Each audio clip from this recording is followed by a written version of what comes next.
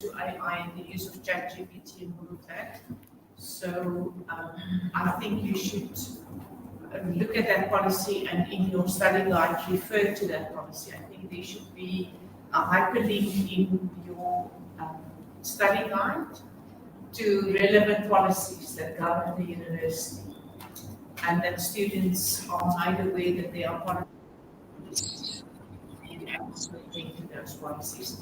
Because at the moment, as you can see from just this group, different people have different ways of dealing with that, which is can cause a problem. So therefore the plagiarism policy with standards, procedures, and punishments for different levels of plagiarism. So now, ma'am, we encourage students when they do assignment to visit AI. Yes, you need to tell. We're encouraging them. But use it responsibly. Teach them how to use it. Yes. because there's nothing wrong. Remember, AI, it will guide them how the assignment is supposed to go, isn't it? Because some people, they think artificial intelligence is not about, I read somewhere they say artificial intelligence is not a substitute for human intelligence, isn't it? Yeah, It is tool to amplify human creativity and integrity. So now it will amplify them to know that, okay, if I can do my assignment like this, I'll get good marks. Yes. So, but previously, before, what we did, we used rubric. You send your assignment with rubric so that they know how you are going to mark their work. So when they do their assignment, already they know that my introduction is supposed to be like this. If it's not like this, you are going to get zero. Yeah, I'm going to get yes. What changes AI brings into our education? How can we employ it? What are the pitfalls? And what policies cover that? So we will look at that in detail. Okay, then you explain. Remember, where are we? We are on disciplinary code. So you explain to the student they must have that particular information. During exam, it is responsibility of a student to make sure his or her work is saved. Like here, we have problem with the students who doesn't know how to save their work, and sometimes they attach the wrong file. And immediately when in the lab, immediately when the PC is switched off, that work is deleted. They will never get that particular work. Because what we do, we make sure that we can keep our lab at least what we call information, when the students save information at the end of the day, when they are done, they must save their work on the memory sticks and so on. But if they didn't save the information, it disappears. To keep what you call that space of saving and so on. So you explain that information will come there, you explain. All issues addressed to a lecturer should be in writing and appropriately signed by the concerned parties, the subject head, as well as the dean. This is when the student now want to lodge a complaint or something. So it must start from the lecturer. After the lecturer, it goes to the HOD. After the HOD, that line of communication and so on. So you need to explain how to go about those particular things. But remember, your class attendance, you must make sure that you keep it safe. It will save you one day. Especially when coming to this, it will save you one day. But make sure that you keep it every day when you go to class. So explain that information, ethical behavior, there. Our department expects students to be honest. We know our students are not honest. Some of them. And ethical behavior for this reason is probably plagiarism and violation of the Copyright Act. You explain why we do it. Plagiarism entails the use of any published work or part thereof, whether from the book, a web page. But now, I find out some of the lecturers, they will never explain to students what type of reference they're supposed to use. PT we don't have. AP, A or they have to use what you must. The students are supposed to know because we have different types of references, isn't it? There they are. APA and all and all. There are many. You see how many are there? Look, you need to explain how about that. Look. And some of the lecturers they haven't taught students how to load what you call sources on their PCs. You can load this thing when you are referencing information, you can load the reference. Immediately when you write, let's say the book is Dirane, immediately when you write Dirane, you'll have 10 of sources. Then you just pick it up without typing. Is it? Yeah. That And one, there are some lectures. I only know how to use with mentally, man, not with the You can word. do that. Yeah, But there are some lectures they don't want want us to do that. Citation. Citation, And then you don't. insert caption, and so on. Yeah. Bua, bua. If you say add, you see, It's just a you start adding. You still remember book? There. You have your journal, whatever. So if the information is not, you extend it. Then CT, what. Immediately what you write there, your computer says that information. But this one is too manual as to Mendele and Zotero.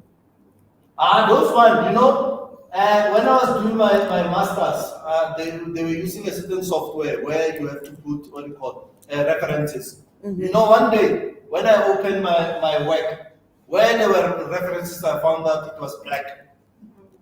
You know why? Because library didn't pay license, and they removed it. And you know I like So I had to do it manual. So No, but in your word, in your word, on your computer, you upload the software and then you connect it.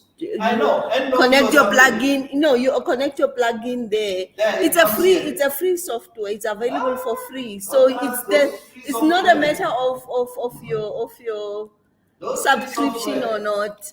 No. For me, I use manual. No, are you the old school? old school. And Okay, class attendance. You see, you explain. Look, here they say 75%. You explain that I need you to attend your classes and what is going to happen if you need to attend your classes and so on and so on. Class attendance is essential. The important information, make sure that it's bold or it's underlined or maybe it's another color so that they don't say we have missed it.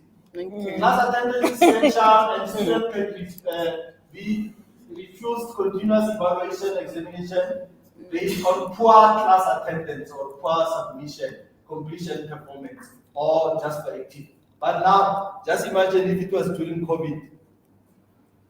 Was it going to be use this particular information? Because students they never attended the classes, isn't it? So They were attending online. Online. You know, when I was saving about 950 students who supposed to attend online, only 69. Yes, it was just poor attendance, but they were attending. That class. Some they will leave it there. You'll find even sometimes, if you didn't put your information correctly, some of them you find that dogs are barking. When you try to see where the sound is coming from, you pick up. You say, Mafumela, please switch off your what do you call it? Please mute yourself. Mafumela is not there. It's not there, Mafumela. Yeah. Students, and you know there was a lot of jokes. Remember, some our kids they know technology than other staff members, isn't it? So now there was this professor who was teaching the student over Zoom. The professor was unable to use this camera correctly, isn't it? And the camera was taking her mouth, you know, the picture of. Then the students were laughing. So when he speaks, whatever, that camera was only focusing on the lips. Remember, some of the professors are not tech safe, isn't it? Yeah, they don't know. Sometimes they don't know technology and so on. So please make sure that when you do those things, check yourself first before you check whether normally even in Microsoft Teams, you can check the camera, which is whether it's correctly focused and so on. Sometimes when the person teaches, the person is black, you cannot see the person at all. So make sure that you adjust. If you cannot see yourself perfectly, you can have a light whereby it can face you can switch on the light, which can make sure that the camera can be able to see. But I know nowadays these PCs, they have a small light. The new PCs, they have a smaller light to make sure that all of us can be able to, when you are presenting, people can see you here. Now, you explain class behavior. You see? Especially these students, remember they will stay in the lab for long hours. So after 1 hour, like in theory, ma'am yesterday said, after 30 minutes, students are not listening to you in a theory class. So now, just imagine in a practical class. They are there for 3 hours. So you need to make sure that they have something that they can use to practice or whatever. No eating, you explain that information. Use of the cell phones in class, it depends which subject, isn't it? Because some of the lecturers, they prefer students to have what we call smartphones, because they can ask them to search for certain information, read the information, then after that transfer it to something, as well as the other information. Or languages, they can say, go to this website, download the speech of the president, convert it into the introduction, convert it into Chivenda or the language that they are teaching, and so on. So they will need cell phones. So explain that information. Usage of the internet, like I said, then. Internet usage during lectures will be managed by your lecture. So in our labs, we have internet, but you might find that if you don't monitor it, some students will be looking at the soccer. You have, isn't it? Because there's internet. So class facilitate e-learning. However, note that if a student uses the lab internet for private browsing, private emails, or visiting the site, the lecturer is obliged to report the user, and he can be what will result in disciplinary action estimated for whatever. So we have softwares whereby, as a lecturer, you can be able to monitor all students in front. So you click, then it takes all the screens of all the students. Now, then it puts on your screen the small pieces of those particular screens. So then you can monitor the student. Then you can see what the students are doing. But if one of the students is doing something wrong, then you click on that screen, then it opens. Then you can record on your PC. You will record for evidence. Okay? Because there will be none. You say PC number, mama, Matangu, you've been doing 1, 2, 3, 4. They will say no, I'm not saying. But you already have a record. You record that information, then you have evidence and so on. Tuition strategy, online learning strategy. If you are going to use online, how are you going to make sure that the students are going to stick to that? Can you see self-directed learning for this subject? So the student have to log in, open the web. So it will depend on your subject. You have to put that particular information. Proactive scheme of work, like I've explained, you explain what is the scheme of work. But at the end of the day, you attach it somewhere because it's big. It's going to occupy a lot of space. I think I have an example of, because all of us, we know what's the scheme of work. Example there. You see? Then your scheme of work, you will explain. January, you know this plan. How long do you still need to be? Because we are 10 minutes past tea already. Oh, I know. Let me see. I was just explaining those parts. I didn't look at it. So, but I think you get the information, isn't it? So those headings, some of you are not going to include this. Let's say, for example, you have 8.1, 8.2. then you want to add something, you'll say 8.3. You add your own information. You can add. Doesn't mean you have to stick with those particular numbers. If you need the other information, you add 8.4, 8.5, just like that. Okay? So don't be afraid to add information, general rules and whatever. So I hope maybe you got something with the study guide. Yes, ma'am. One of the things that caught my answer to take us back to the copyright. I just want to find out from my colleagues how we do it, because so far, under beauty, we don't have any copyright policy or any means of helping with copyright in terms of such documents. I had an experience one stage where we were asked by our professional bodies to form teams of experts. Yeah. And we were forced to send out our learner guides to identify people who you consider team of experts in your field. Send your learner guides, and from there on we're supposed to meet and formulate something as exhibit that we had that kind of an exercise. But then we ended up sending these guys to other people who later started joining other universities to teach the same subject, and yet they ended up not being part of that team of experts anyhow. But there was nothing in our guides in terms of copyright or anything like that. So it's more like your work and all the kind of hard work that you put in it. There was nothing that you can really claim out of what was happening in that case, because there was nothing, a copyright clause in our learner guide. And so even when you are reminding me, after this, immediately after, before content, you're supposed to have that copyright. Yes, the copyright. Immediately, yeah. After introducing the information, the next page you put that copyright. And the purpose of that? But then some of us end up putting the copyright clause, but it is just like a just dog. So how do we do it in a way that it's binding?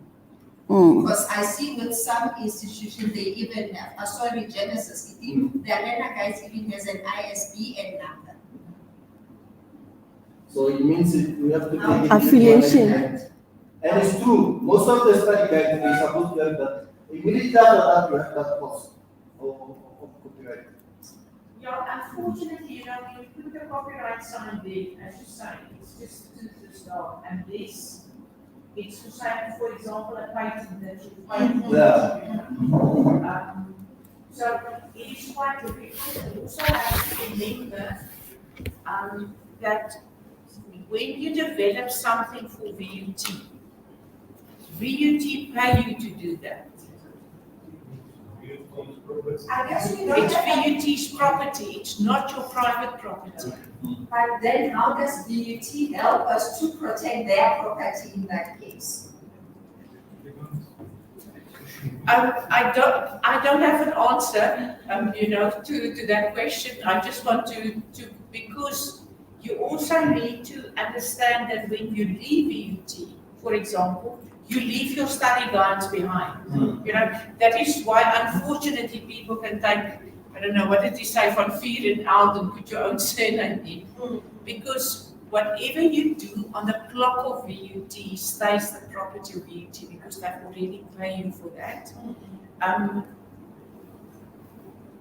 I really don't have an answer, unless you write a book and the book is copyrighted.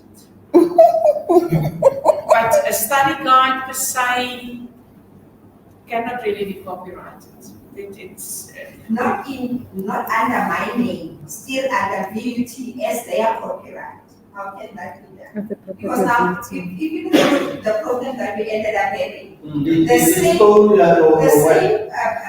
learner guide that I have compiled for VUT is now under somebody else's name at another university. So it's no longer VUT's Property anymore. in that case. So they have theirs also. Rio, ITT, there's somebody at the science park that was doing copyright and looking at copyright? Yes, the whole team of guys looking at it, it basically boiled down to the fact that it's a beauty document. Somebody finds a beauty document at another university, and you can prove the source is from this side. That's a copyright infringement right there, and it becomes a case. It's very simple. All the universities follow that. But then, VUT need to go and open a case and make a case and whatnot. We have legal experts on campus. There's an advocate, somebody, can't remember his name now. France, somebody, I don't know. France is working there. He's not working there anymore. He's helping out, but he is not permanently or he resigned. So it's just helping them out until they find someone to replace. I don't know how available he is at the moment. But maybe it's worth writing France an email and seeing how But it we is. have another person as well working at beauty that is specifically appointed as of not France himself. Okay. Yeah, so I can't remember his name. But I think the issue here is both ways. One is for the staff. As for me, they can talk about copyright. But another way for students, for example, when they have to apply for other institutions, we still give them study guides. So the whole copyright is out. Because they can distribute it. Yes, yes. And remember, when I do it for students. The moment I give it to them, it's down. I don't tell them, don't distribute it. And students, they also can download it. Yes. And if it has a copyright clause that is legit, then only I can have a case. Yes. But if we don't, Don't then tell- I don't don't agree. have a case. That's true. You don't tell them at the beginning that you cannot distribute the study guide. So once they get it, it's their property. Can I ask, related to that, but it's where in a case where you compile the study guide, remember it's compiled by, then I leave VUT, then the next person that comes in takes over. Do they just remove my name That is and the put practice. their, What we did. That is the practice. What we have done to try and remedy that, the first page, just behind the cover page, we have a table of reviewers so that you remain the compiler, but whoever comes Or after you reviewed. to teach that subject would then just add their name there as the person who revised that guide with a date. so say revised So it by, it doesn't say compiled by. Compiled by already has got a name, then it will say revised by. Yes. Yeah. and you find some colleagues, you'll have compiled the document, then they come in and they just add the date, the new, your test, the assessment dates, and then they remove your name and put their name there. The compiled You don't shouldn't change. You compile it, but then whoever teaches the subject thereafter, however little the change they Yeah. make, they are the Fine reviewer. review. But is that a beauty policy? Because in us, we are told it's a departmental guide. So when I come in, I will believe it. That's what I'm saying. It's But a you common didn't practice. compare beauty policy that says, It's a common practice. It's been happening. no, but we get But you never compiled Because it. there are two entities of ownership. Yeah. Yes. But in terms of, is there a policy that says that you cannot do that? But ethics, There's no policy that says but don't do ethics, it. I mean, like So ethics, you write guys. the sort of policy.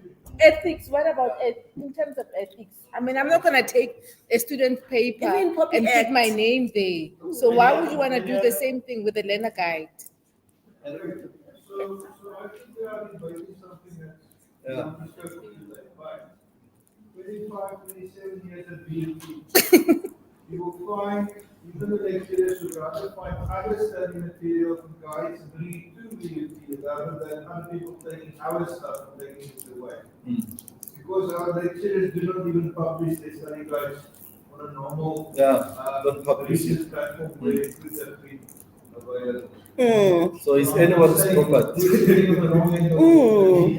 I must say, I don't care. Anyone can, I give my, if I don't offer a subject anymore, And I have another subject, I give everything, my PowerPoints, everything I see. That's generous. Thank you. I receive. I as long as they have to work and they can go on and look at what I started. And I tell them to change however you want to change. To change it, it's fine, but don't take someone's thing and then you remove them and put your Oh, thank you. I receive. Yes. You can break for tea. And remember to for 17 minutes because we started 17 minutes late. Okay.